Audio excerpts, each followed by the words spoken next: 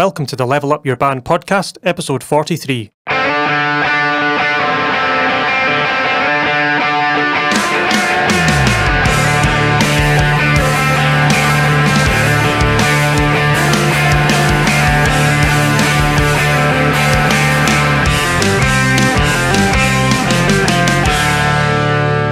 Hello, and welcome back to the Level Up Your Band podcast. My name is Gavin Patterson, and I'm here with Julian Pombo. How you doing? Hey, it's a bit dark in here. Actually, it's quite dark. let me go and turn the lights on. Good idea. Great start to the podcast. Stuff I have to put up with. Look at the cats running everywhere. If you're on YouTube, just the whole house is just filled with cats.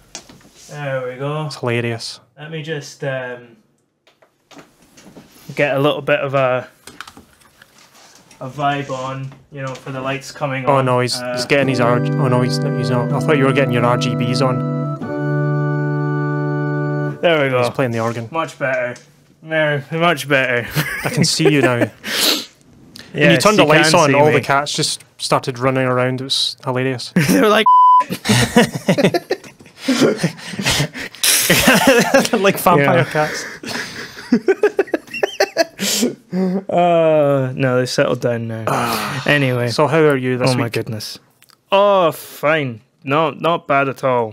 I've started taking, I don't know, because I've been sitting in quarantine, I'm kind of bored. I'm trying to find other things to do. My latest project is to lose all of the excess weight that I've put on. So I've just been getting really serious about eating and exercising, and it's strange because every time I've done it, first couple of days have always been awful, but this time, it's totally changed. Yeah, it's really easy. Yeah, and I'm actually like, you know, like. Up for it. It's getting to the point where I'm like, yeah, I could do some exercise, you know? Yeah. So, whereas before I was like, no. Yeah. You know? It's a motivation thing. I've always been like that. But now it's, I don't know, it's a little bit different. It's a new thing to work on. But apart from that, yeah, no, that's the most exciting thing. So, if you're watching on YouTube, hopefully you'll see a slow transformation week by week. You know, the hair will get longer and hopefully everything else gets thinner, or you know, less chubby. We'll see what happens. Yeah, well, stay tuned for that. Gets longer. Yeah, exactly. Subscribe and watch on YouTube so you can see that. There we go. I'll just get all the thumbnails of all the episodes and we can just like flick through them, like just see you gradually get thinner and thinner and thinner. That's a project, actually. That is a project. Anyway, so today, this is going to be a more chilled back, conversational podcast. Yeah. I think, you know, less what you call it, less laser focused. But I think it'll be interesting because we have some experience with this stuff. Yeah. For sure. So this, the whole concept is genre hopping or genre mashing or switching genres and stuff like that. Genres, yeah. So the whole idea of like, I suppose there's like two sides of the coin, isn't there? There's kind of like, you know, when you're in a band, you kind of have.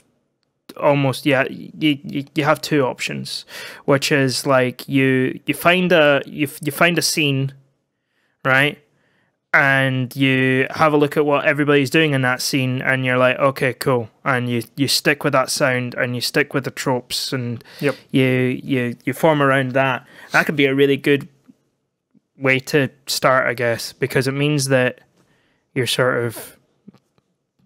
People are coming to listen, that kind of a thing. But there's a flip side to that, which is that if you start sounding like everybody else at that time, your music will age badly. Like the whole thing, and people will forget about it. You know, like the thing I guess we're trying to do with Level Up Your Band is that part of leveling up your band is that you want your band to be as timeless as possible. You know, that would be the dream. So the things like, you know, the like bands like the Beatles or Pink Floyd, Fleetwood like Mac. Sure, they are whatever, but like their music back then was interesting and new, and for a new listener it will be interesting and new, and it will have you're always going to get something interesting out of it. You know, it's not like you know, there's like a lot of one of the examples coming to my head, there's like a lot of like early classical music, you know, like people around Haydn's time. So like actually the example I'm thinking of is like Salieri, for example. Like the movie Amadeus is not at all biographical whatsoever. Like like Mozart and Salieri were actually very good friends, but there is a difference between how they approach the music. And, you know, you can take the Salieri approach of like going with the fashion and the things that people were just doing at the time, the conventions, you know, and following that. But Mozart was doing that, but pushing the envelope a little bit further and doing things, you know, like writing operas in German, you know. So normal people could understand it, you know. Revolutionary idea to write an opera in your own language, you know, crazy. That was quite controversial at the time. That was controversial, very controversial at the time. You know, because it meant that you're making this thing which was like a part of you know, upper society accessible to the everybody masses. else, you know, and it's like how dare you do that? But you know, it's stepping towards pop music in a sense. It's making it more accessible to more people, more popular. There was that, but the harmony and the things that he was doing with instruments as well was, you know, the heavy use of chromaticism and stuff like that was very ahead of its, you know, it was quite ahead of its time at the time, and he was really, you know, he was a real game changer. And yeah, I think, and this idea still applies today, so you could go for this Salieri kind of approach and just, you know, do what everybody else is kind of doing, and I mean, it wasn't like Salieri wasn't doing well. He did very well off that, but not a lot of people listen to Salieri nowadays. I've listened to Salieri. It's nice. It's not bad music, you know? Yep. But it's not special music. It's nice. It sounds good. But there's no, it's just a bit, to me, anyway. I'm sure there's some, like, Salieri historian out there who's just like, how dare you? He was blah, blah, blah. But it's just my own ears, you know? Whereas Mozart is being has been listened to by people for hundreds and hundreds of years, you know, and has been enjoyed by loads of people for a really long time.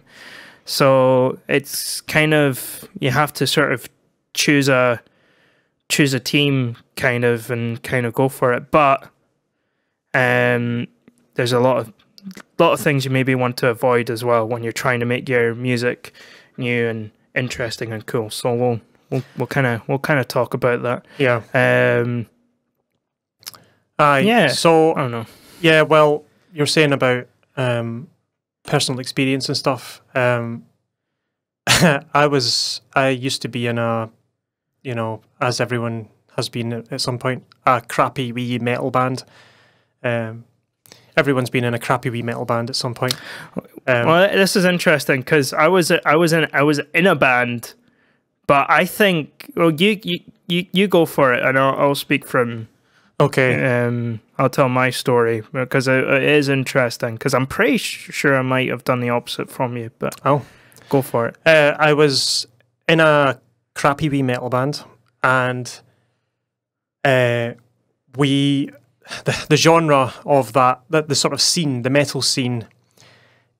You get bands that are in the sort of in the middle of that genre, and all of them are virtually indistinguishable from each other. Guitars, drums, the tones, the logos. If you see, I love looking at metal gig posters. I just think they're great because if you look at the logos, it's just like scratches on a wall. It looks like a cat has scratched, white paint and on a black wall. They all look like that. Every single one of them. You can't tell them apart. Everybody wears black. So everybody has the same haircut. Yes. Can I just add? Because it's even down to the style. Like everybody has I don't know what you call it, but like the sort of like spacers, the wee earring things, but it's like a lobe extender type of a thing. Yeah. So it's like a big old hole in your ear. Like everybody has the same look, same kind of like minimalist tattoos as well. Like and everybody wears black. It's like a whole thing. I was a complete oddity in there because I just wasn't. I don't know how I ended up doing it, to be honest, because I don't really listen to metal. Man. Like, if you, this is by no way. This is just an observation. You look like you do look like a straight edge drummer. Yeah. So, and which is like a trope in the metal scene as well. Like everybody's straight edge as well. So, yeah. It's funny, like. Because I'd never been exposed to it, right? And then I go to these gigs and I'm expecting them, because they all look like terrifying, like Vikings or something. And then you go in there and they're like, "Oh, have you seen the new VST that's out for this guitar amp simulator?" And they're just all computer nerds. It's hilarious. It's mostly all fake. But the point was, I was in that genre. I didn't know anything about metal, really. I could play drums quite proficiently, and I could kind of play anything that anyone asked me to. So I guess that's how I got in. But I couldn't really take it as far as someone else who really liked the music. So I got out of it because I didn't really care. I didn't really like it. It's just not my thing. But it was funny. I got a taste of what it's like to see bands all trying to be the same. To the point we used to play a game at gigs, because I did quite a lot of gigs back then. We're talking like 2011, 2012. And we used to sit, it was maybe we were on last or something. We were just waiting on the other band. And we used to like play little games and listen to the other bands. And we would say, like we're in the first part of the song, and we're like, oh, next bit's going to be a blast beat section, and brrr, here it comes. And then next bit's going to be like a doom metal breakdown. It's like, do, like really breakdown. And then fast bit again. China cymbal, just like, yes. Yeah. We could predict with almost 100% accuracy what the next part would be, because they're all the same. So it was quite funny. It kind of taught me that nobody stood out. No one stood out. So leaving that scene thinking, remember I was in that situation and no one stood out. I need to make sure I don't do that if I have my own project. Yeah. It's just funny. And I think I'm right. I was basically in the exact opposite situation. So the band that I was in high school, with a bunch of it was a band called Karupi. I think the stuff's still on Bandcamp. You can go and listen to it if you like. Honestly, so it's spelled Kurupi, and we had 2 releases and I think some demos as well. Let me check. Let me go on. But there was we had an EP, an album, and the demos, it's called, which were just like very hastily recorded tracks that were done. They were great fun though. I used to be the lead singer, and then I stopped being the lead singer, and that was interesting. So yeah, first album is called Baguette, and the second one is called Hate Culture. So Baguette was 2013, and Hate Culture was 2015. So long ago. It's really not that long ago. 5 years ago. Well, it feels like an age ago. It does feel like it's 5 years ago, but it feels like a completely like different season of a TV show. You know what I mean? But the problem that we had a different kind of trajectory. We started off and we were like, let's be as weird and as lol random as possible. Right? And doing that has no like I'm so sorry, it's so chaotic in my house. There's cats meowing and people sneezing, and it's just a bad time. It's all right, Rachel, don't worry about it, you're okay. Just like the music I was making with my friends, you know, like chaos. Musically, it was all very interesting. Like we were really pushing the boat out. Like we were writing songs in bizarre time signatures. We were adding in weird instruments, you know, like piccolos and like, you know, like and stuff. And like each song was a totally different genre, you know, and we noticed that when we did that, there was nothing there for people to sort of cling onto. It was too different, and people were just a bit sort of confused. You know, they were sitting there like, all right, you know, interesting, but there wasn't anything tangible for anybody to latch onto. So we realized our mistake, and we went, okay, cool, we need to focus our sound a little bit more, and we kind of did that, but not really. We did have like 3 different sort of writing groups in that band. So it was like myself and John. We wrote some stuff. Nick and John wrote some stuff.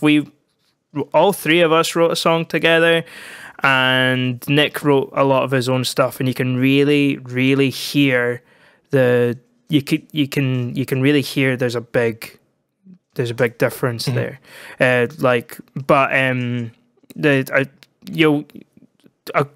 Basically like the second album, if you listen to the second release, so if you listen to Baguette first, you will go, what the is going on? It's also like really scrappy, right? And then the second one, Hate Culture, you listen to it, and you'll go, all right, okay, cool, interesting. There's some stuff there that makes sense.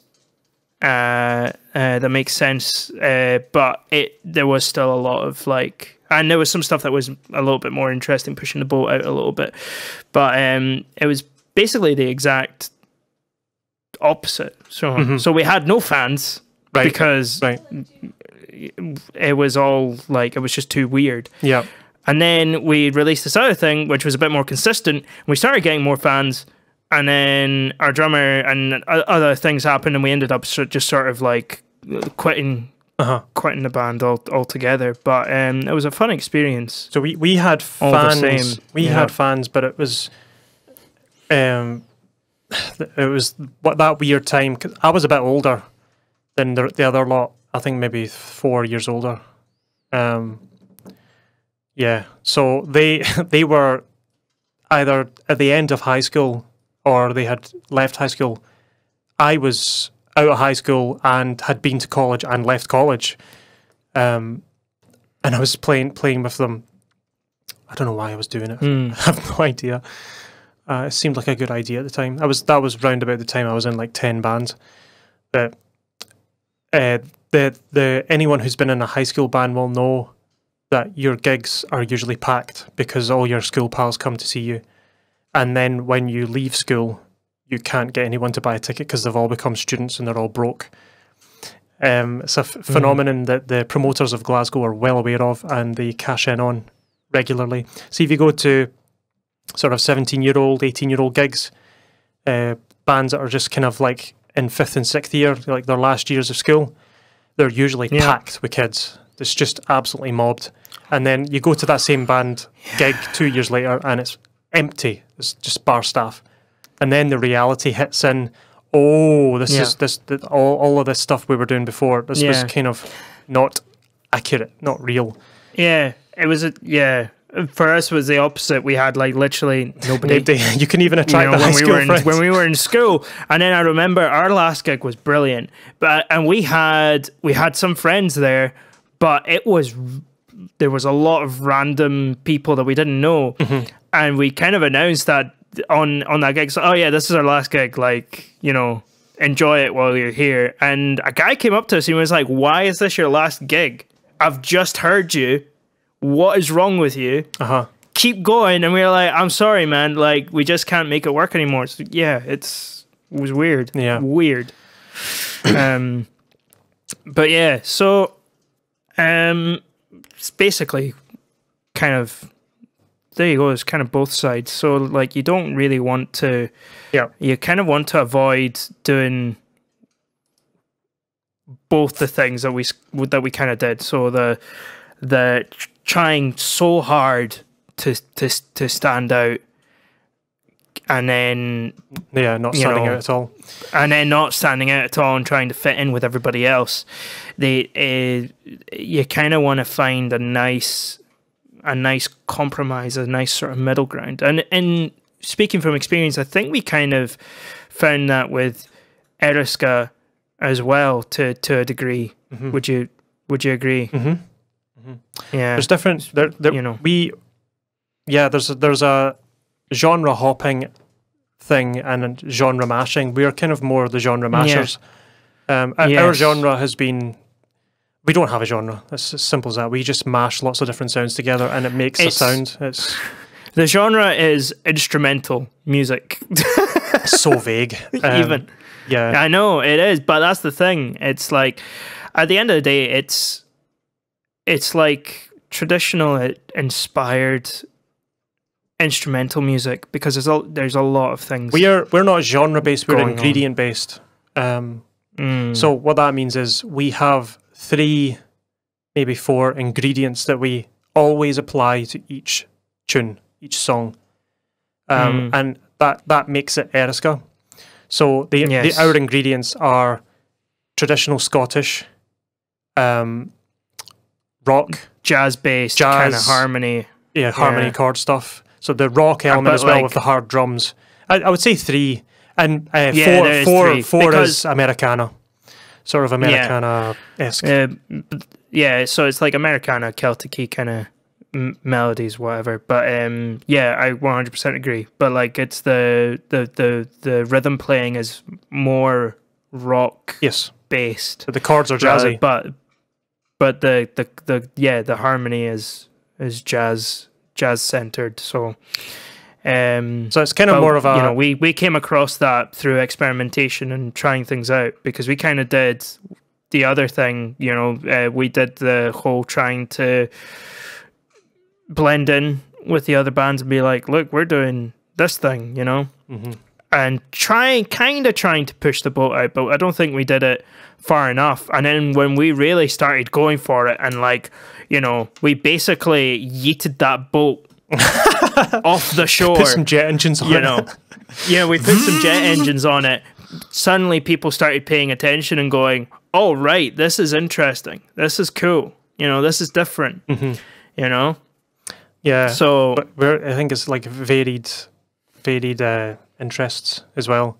I mean, we've got a person in the band who likes to listen to Frank Zappa, and another person who likes to listen to traditional Scottish music, and another person that listens to classical, and it's so varied, which always helps. If you've got a band, having different people who listen to different things always helps, because as I said before, I was in the metal genre. I did not belong there. I didn't know what I was doing, and it just didn't work. I shouldn't have been there, so I got out. It's just, there's nothing, it's right what you know, again, because if you're an imitator, if you're trying to be like the other people, that can be spotted if you're just imitating everyone. If you're not a genuine fan of the genre, you can't. You just can't do it. They got a name for those kind of peeps. Posers. Posers. Yeah. The dreaded P word. Yep. I mean, some people make it work for a while and then it goes down the tubes really fast. I can think of one really, really, really good example. Nickelback. There's a good one. They were. It was a cash grab type of situation, I think, with them, and I think the fans could smell it. I think I think that's why that ended. Well, I don't know if it ended. I've never actually listened to Nickelback. Really? Actively. Never done it. It's the I know that some of the songs, but even then I've only heard like about 30 seconds and I can't stand his voice and I'm like, no, get that away. It sounds like he's, he sounds like he needs to go to like a colon specialist, and that's about as far as I'm gonna go. I mean, genre hopping does work sometimes. Yes. So it does. I've got some examples here of bands that have done it. I wonder if you can think of any more. But I've got here the Bee Gees. So they started off in the late 60s, believe it or not, and they were doing like folk rock, psychedelic-y, Beatles-esque style. And it was some sort of soppy ballads and stuff. And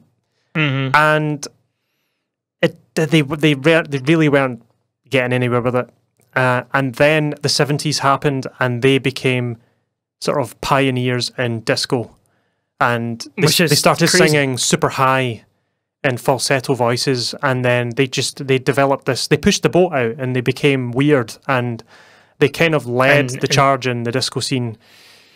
So everyone was kind of copying each other, and everyone started singing really high in the 70s, which kind of seeped into prog rock as well, with people like Geddy Lee.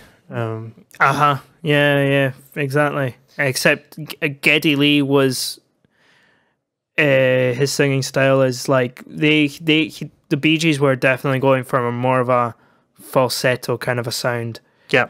Whereas Geddy Lee is a bit more like it's weird. It's kind of like proper like chest voicey, but not really. I don't know how to describe it. Yeah. But yeah, you're right. Yeah, it like as soon as they started doing that, it just sort of seeped into everything else. You'll find that things like that do get seeped, and we'll actually talk about one thing that has started doing that, but that Gavin absolutely hates.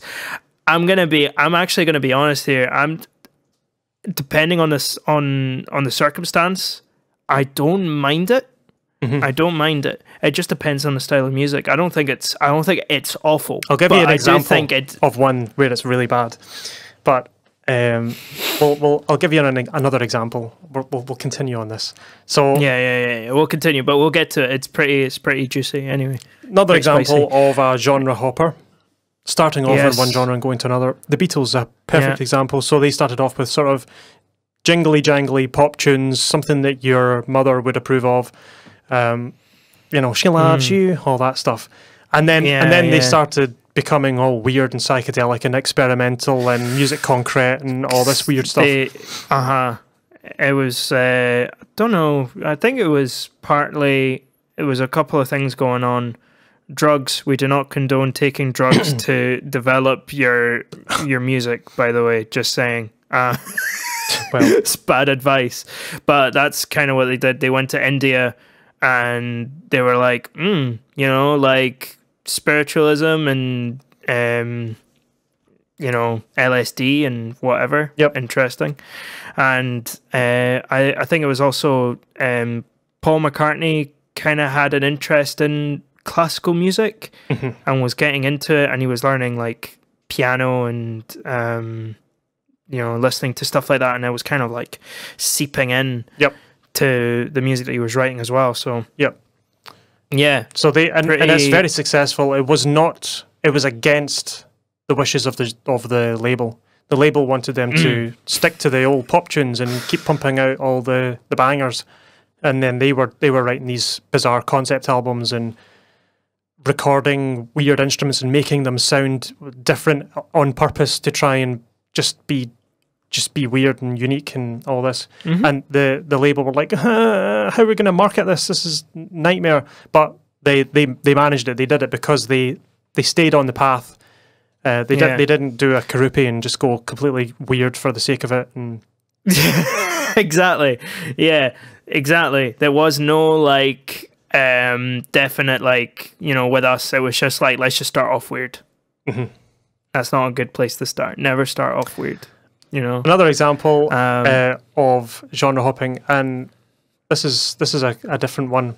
The Doobie Brothers, I don't know if you're familiar with them. I'm not very familiar. They are absolutely massive in America, not here. They started off with the kind of funky guitar-driven sort of rhythm strat, kind of, you know, funky guitar rhythms and stuff.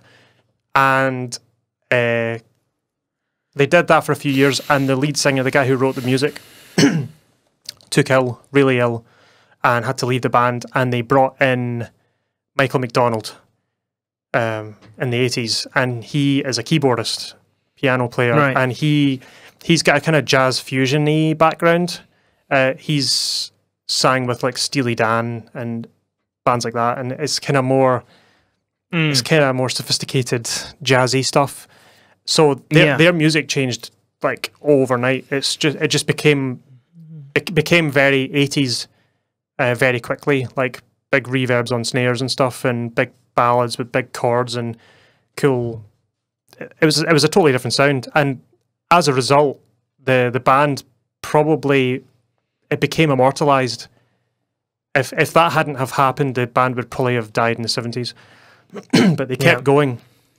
So, and the guy who took ill came back and is now back with the band, and they're sort of continuing on now. But they have two sounds. They have the kind of funky, cool stuff, and they've also got the anthem-y 80s sort of big sounds from the 80s as well. It sounds like two bands. It's kind of cool. Another couple examples here. I've got Paramore. So they Paramore is a really it's a more subtle one, but for sure. They started off quite heavy. They were quite heavy pop punk, quite hard guitars, big hitting drums, kind of scene kid emo music. Yeah, it was like it was that sort of like, it was scene kid music. If you were a scene kid, you had to listen to Paramore, and if you were a girl, you had to look at like Hayley Williams as much as possible. Yep. And then they turned into sort of poppy indie, sort of UK style Britpop type thing. Yeah, like in with theirs, I think it was 2013. They just basically had a big sort of, I think the whole, or like most of the lineup changed. They basically like got some new musicians in, and they just basically released us very bold actually. They just released a self-titled album, just Paramore. Yeah. In 2013, even though they had released like 1, 2, like 3 albums beforehand.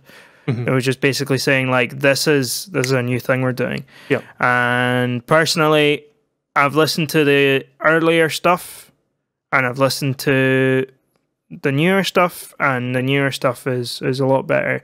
You just remind me of another band that basically did the same, very similar kind of a thing, which was Arctic Monkeys. Actually, yes, I forgot about that. They started off with doing sort of like really fast, jangly, like indie music. A lot of bands in Britain were sounding were kind of sounding like that, and then what's the name of that song? It's got a great but they basically went for me, it was more of like a stoner rock kind of a vibe, where everything was just really slow and sludgy and like dirty, and I mean like it's pretty cool. Like I kind of like it, but It worked. Yeah, another example. But those are more sort of more subtle examples because they kind of kept a lot of the stuff that they had kind of, you know, they kept a lot of their history or whatever, like, and they kind of brought it all in. Yeah. But they also, yeah, you know, it wasn't so much that they genre hopped. They did, but there was definitely an evolution with the genre hopping eventually. Yep. Sort of happening. Yep. You know. Last one here I've got one is Ed Sheeran. If you listen to like his first couple of albums, it's just mostly acoustic guitar and vocals with a couple of wee bits added on. It's very singer-songwriter, which was kind of stuff. I think at the time it was quite sort of revolutionary. Just because it was different from what was out at the time. Yeah, it was, you know, if you're thinking, when did his first album come out? Like 2010 or something like that? I'm just something like that. Let me don't know. Could have been before. Where is it? I'm looking for it. Do you think around about that time you were getting artists like Rihanna and stuff like that, and Lady Gaga? Yeah, that was all. Everything was like exactly. So dance music. It came out in 2011. So like all the music around then was really heavily produced and big dance synths and like drums and things like that. And this was a huge sort of like, you know, almost like a rebellion against that. It was, and at the same time, this was all songs that he had written himself, you know. So another, self-written, you know, kind of thing, which hadn't been done for a while. Like Rihanna and artists like that, like Rihanna and Lady Gaga, not so much. She writes her own stuff, but like they all kind of like get music written for them. And they write music for other people. Yeah. You know, but this was the first case where it was like, no, this is me, this is my album, this is my my project. And then obviously it developed, and he started leaning into more started implementing some other. Well, he started rapping and stuff, and bringing on people. He always to rap had with him. kind of a rappy he always type kind of thing, had a sort of like that sort of rhythmic, like rapping kind of a singing style where he was singing notes, but it was there was a lot of syllables, you know, and very like monotone. Monotone or like bitonal, you know, like you know, whatever. Like just going between two notes, kind of a thing, which is kind of like Red Hot Chili Peppers. Actually, Red Hot Chili Peppers is another good example of genre hopping because they were a punk band, that's right, and then they became more of a funk rock band.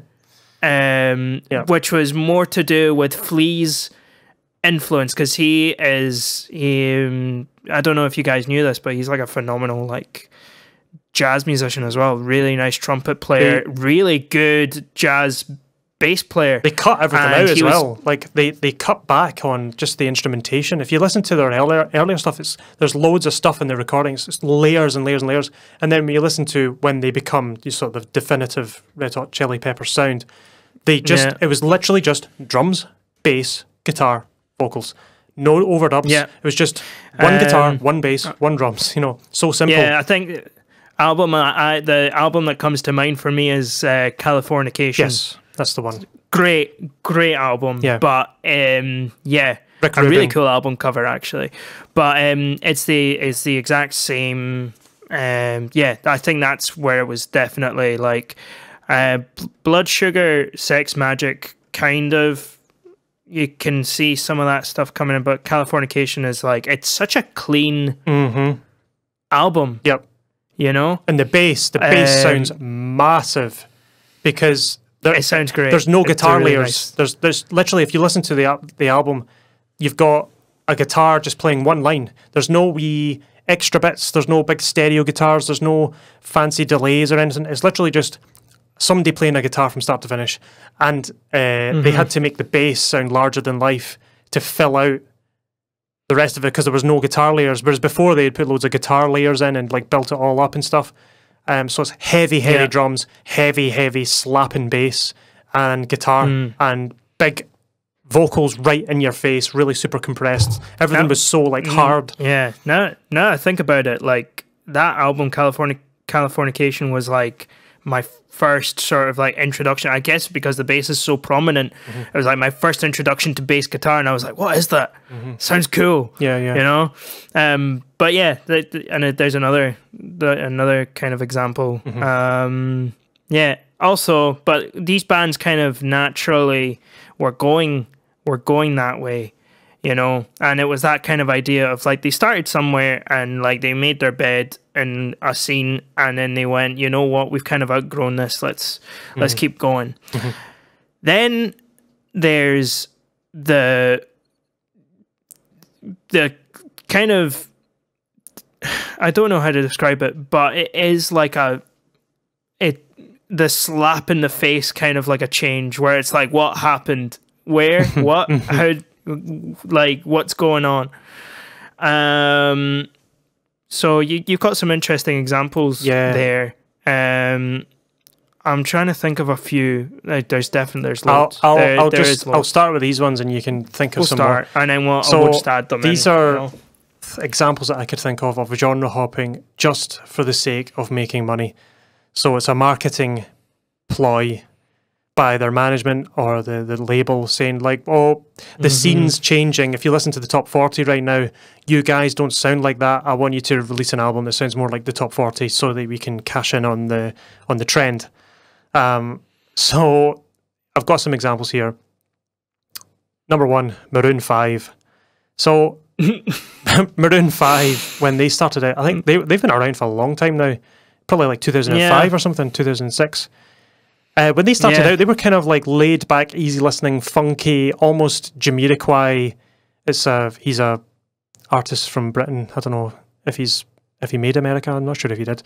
It's kind of like, I think he did. It's kind of like modern 70s music, like disco funk kind of thing. The technical genre, there is actually a name. Sounds like for Earth, Wind and Fire. Music. It's acid jazz. I don't know what acid jazz is or what it means, but it's acid jazz. Fair enough. There you go. Acidic jazz. So that's what they started out kind of doing, that kind of vibe. Because I think Jamiroquai was sort of early 2000s and it was really popular. Yes. So maybe... And he has some really fabulous hats. He does have fabulous hats, yeah. So they transitioned to big dance floor fillers and succumbed to the featuring epidemic, you know, where you look in the top 40 and it's just featuring, feet. Nobody seems to do anything on their own anymore. It's just they would bring in people like Christina Aguilera and etc. etc. Hey, I'm all for collaborating. Sure, like, you know, but like, it became if you didn't have feet in your title, you weren't a star. Well, and again, to be honest, it is a marketing ploy, you know, because like, why don't we get Jason Derulo listeners to listen to your song as well? So we'll feature them, even though you probably hate them and your styles don't mesh at all. Yeah, you know. So yeah, So you can make the argument that, oh, this was just a natural progression of Maroon 5. I don't know. It feels forced and it feels plastic and yeah. I mean, whether you like it or hate it, I don't know. It could be manufactured. I just put these lists. This is my instincts. Your personal. Yes, but no, I'm with you. I'm with you with that one. The next one is the next two are more interesting cases, but there is an element to it. Yeah, so the first one for sure started out in Nashville. Taylor Swift, country music. She's a country artist, same as Britney Spears, by the way. She's a country girl, kind of comes from the country world. And Justin Timberlake as well. Yep. And they Taylor Swift's case, she kind of conquered Nashville and wanted to get out to the wider world, and nobody really outside of that place, country's not really that big outside of America. So to break the rest of the world, she became commercial and started doing like everybody else, you know, getting beats writers and 80s synth dance club music, which is what everyone was doing. And that made her like superstar. Yeah, she went pop. But now she's kind of she's basically going back to her roots, which is interesting with her newer release, which is, what's it called? Folklore? Yeah, that's right. Sure yeah. It's called. Yeah. She's now famous enough that Folklore. she can do what she wants, and she'll still probably make money. Yeah. It's just true. Hey, I mean, solid marketing strategy for sure. The one thing that I did find about Taylor Swift, even though I didn't really like the songs. I mean, there are some there are some, like, whether you like it or not, she's written some absolute bangers. What's I'm thinking I love it when, oh my god, I love it when Julian thinks on the podcast and just makes random noises because he's thinking. 22, fantastic song. I Knew You Were Trouble as well. Even though it was a bit of a meme, it was fantastic. That whole album, actually, 1989. Excellent. Excellent. Just a really solid pop album. Just sonically, some of it, I'm like, I wish I had heard it, because she writes all her own songs with just an acoustic guitar, and then she takes it into the studio, and then people in the studio are like, we should do this and add this and that. Yeah. And I kind of want to hear all of them. I mean, I know she performs them just acoustically, but all of them acoustically with just an acoustic guitar, you know, because they'll take on a whole different kind of vibe. But that is an interesting one where there was definitely a marketing move. Oh yeah, 100%. But with almost like a future, like a goal in mind. Maybe. It wasn't just like, let's make as much money as possible. It almost feels like it was a very tactical thing to get to another thing, you know, because the thing about the country music scene is, like, once you're in that scene, cool, you're in the scene, but like it can be very difficult to like reach other people that are not already in that scene. Yeah. You know? Yep. So, and then the next one is very interesting because it's basically it starts off like Taylor Swift, but me personally, it goes down the complete, it just takes a big old nosedive. Katy Perry. Yep. Yeah. So for those of you who don't know, Katy Perry was doing it's a CCM, contemporary Christian music. Yeah, CCM. And I've listened to some of it. Her singing's fine. I'm not a big fan of CCM just because it's all very sonically, it all sounds the same. It's all the same chords, and it feels it's so popular. I don't know. So popular. It's so popular in the right not in Britain. Not in Britain. Yeah. No, I'd never heard of it until like 5 years ago. I was like, oh, yeah, okay, that's a thing. I thought that was something comedians in Britain made fun of. I didn't think it really existed. Yeah. So there you go. So she started off doing that. Had a big break from it. Oh yeah. Wrote "I Kissed a Girl,"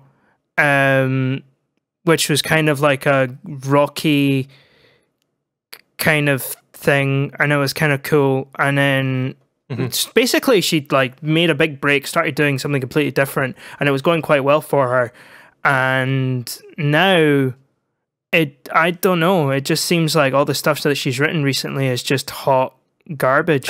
Yeah, it just sounds like everything else. It's just all like, yeah, you know. So there's nothing. That brings us nicely. That brings us nicely into what we talked about earlier or alluded to. So they all sort of they either become immortal, like Taylor Swift, or they go down the route of imitating the sound of each other in the top 40. So I had just for a laugh, I know, sad life, but I had a wee listen to the top 40 last night, just for the giggles, and I swear to you, maybe like 35 out of the 40 could be written by the same guy. They just all sound the same. So. Fun fact, they are. Yes, well, and his name is Max Martin. But that's another story. Yeah. So, well, yeah.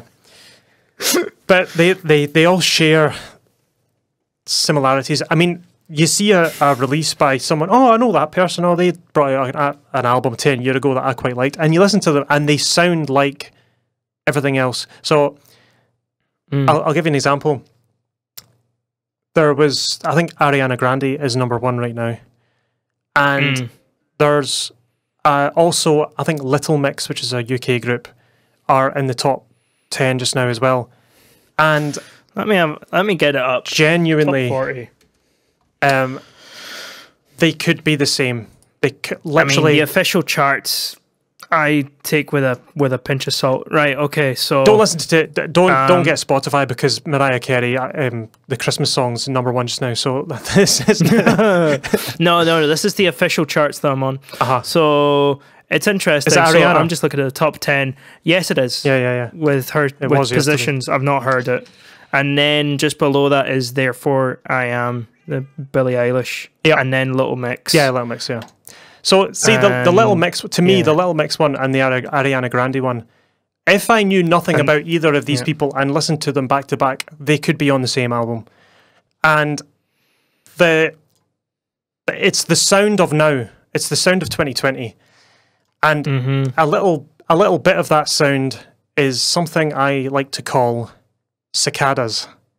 So, there's been a little bit of an epidemic in the last 5 years with it's an infestation of cicadas. Yeah, forget about murder hornets. Like they're not a problem. No, not at all. Not at all. So a cicada is a little cricket-like creature bug that lives in Australia and I think some parts of America as well. It's like hotter climates. Yeah. They're so loud. I remember going to Australia when I was 10, and they are loud. They're so loud. And they sound like this. And that sound is the sound that is infesting the top 40 and has been for the last 5 years. If you listen to the top 40 right now, you will hear the trap hi-hats, loudest thing in the mix in every song, at least somewhere in a song, to the point where they just all sound the same now. Now, oh, listen to me, old millennial. Oh, music sounds the same now. But it does. It just does. It's an epidemic of this sameness. They all sound the same. It's mad. Just scrolling down here, you see some people like, oh yeah, I remember them. And then you listen to them and they're like, they're totally changed genre. They've just changed to, there's a new genre. It's called 2020 genre. Whereas we have to sound like everything.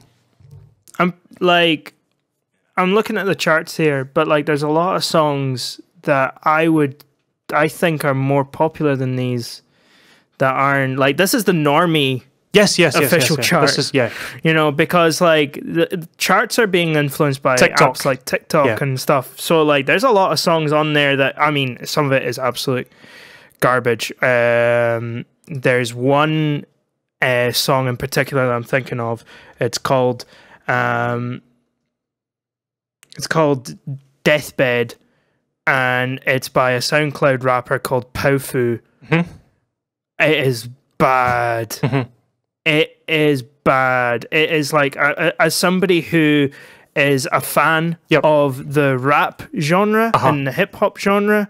Like, you know, like his flow is just Bad. you know, it sounds like an 80s like infomercial where they were like, if we just say words and rhythm, it will sound like rap, you know? So come to the store today. We got McDonald's and we got blah, blah, blah. You know, it's like, you know, it sounds exactly like that. It's just, and it's the worst, like, cheapest, like, rhyming, anyway. But that's, you know, as example there. But, yeah. I was quite, because I don't listen to any other stuff, but I was like, oh yeah, Little Mix, I've heard of them, because they're like a UK girl group. Basically what Little Mix is they are, if anyone's familiar with the Spice Girls, right? Spice Girls were absolutely massive when I was a kid, like 1996, 7, 8, 9. Spice Girls is funny because I'm pretty sure there was only 2 of them that could actually sing. Correct, but that's besides the point. They were mass manufactured. I mean, they were a sound at the time, and it was the girl group thing, and they had the boy group thing, like Take That, and then all the Boyzone and all that rubbish. So there was a trend of girl groups coming out, like Girls Aloud was a thing. And then Little Mix came out of this, and Sugar Babes as well. They had this girl group UK sound. They developed their own little genre. Little Mix arrived really late in this and started out with this sort of Girls Aloud, Spice Girls kind of vibe. And then pop music started to change because of streaming. They were kind of left in the lurch, and now they're releasing stuff that just sounds like Ariana Grande, or just pick one at random. They all sound the bloody same, and they've been kind of left. They don't sound like a girl group anymore. Like from that number 3 in the charts to now, it just sounds like just all those kind of beats and the cicadas in the background, and I'm like, they don't sound like themselves anymore. Maybe that's me just being out of touch, but it could be the one album. The whole top 10 is just like one album with different people featuring on the same album. It's the only one that's kind of an anomaly is Billie Eilish. She seems to be doing her own thing and doesn't really care. Her and Phineas are like, I feel like they're on a completely different level musically, almost. Well, they're genuinely talented and genuinely good songwriters. Yeah.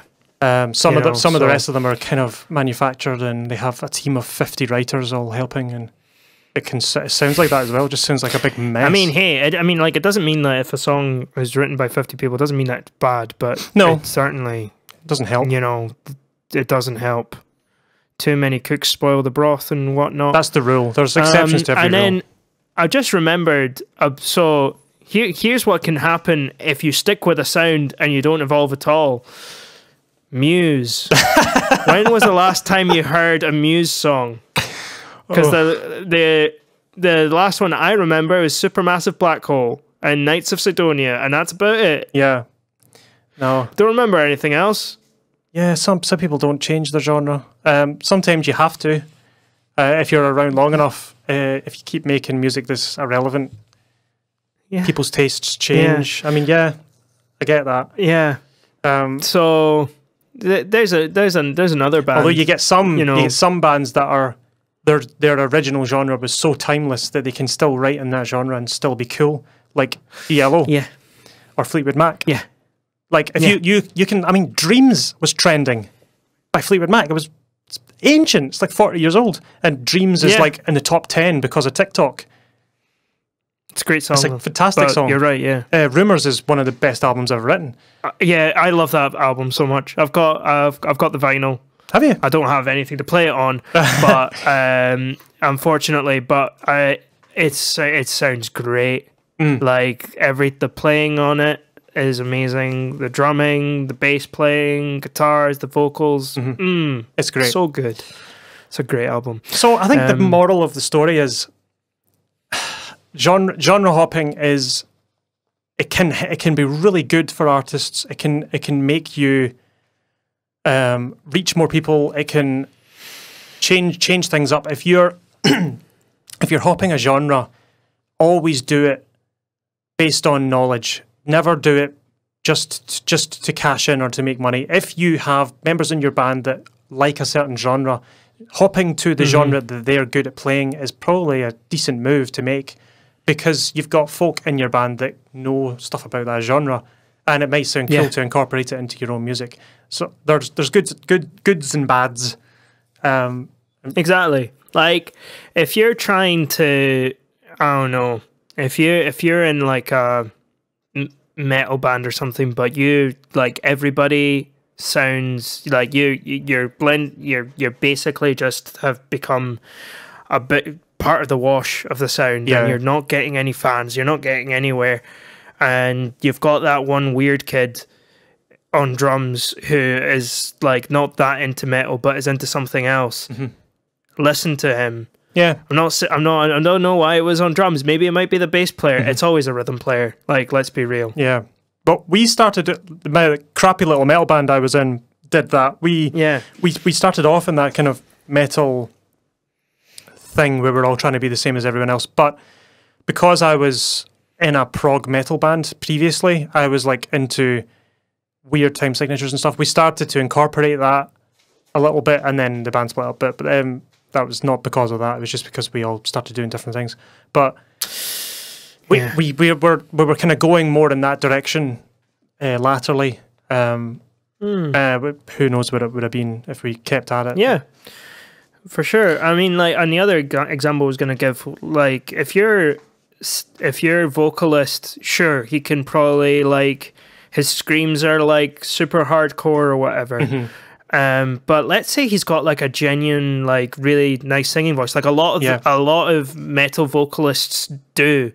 I'm thinking of I'm actually thinking about the YouTuber K-Mac. He's got a really nice singing voice. He sounds lovely. Scottish meme lord.